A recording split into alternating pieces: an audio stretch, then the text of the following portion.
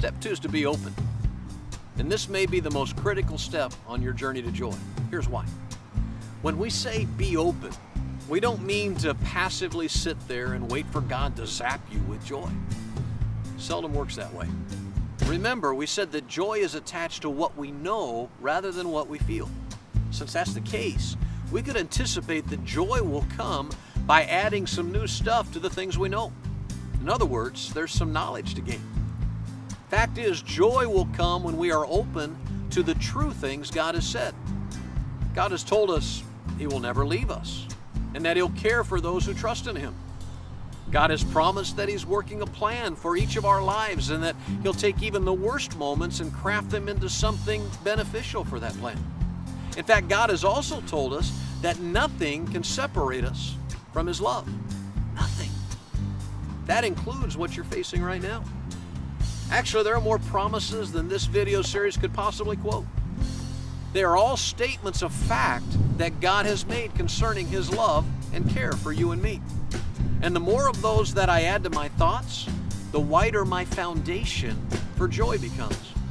So a good source of joy can be found in reading God's promises or having a friend remind you of them when you're facing tough moments. Of course, being open means more than just making a list. You have to be open to the truth of those statements.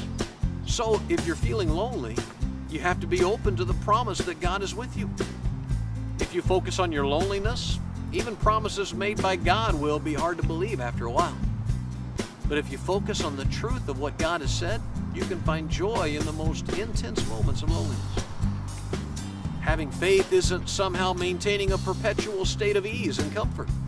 Living by faith means holding on to God's promises when what you see makes those promises seem a long way off.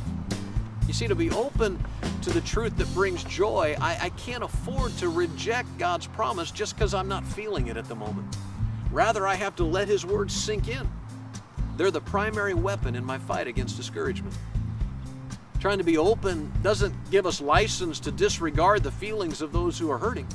And I've met a few Christians who spout God's promises in a way that doesn't demonstrate much compassion for someone's crisis. Like the guy who told my friend she wouldn't have needed back surgery if she just trusted God more. Helping someone to joy doesn't happen through disregarding their difficulty. Instead, through loving encouragement, we can help each other be open to the truth that can really set us free from discouragement.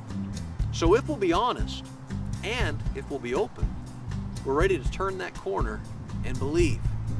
That's what's coming in part 4.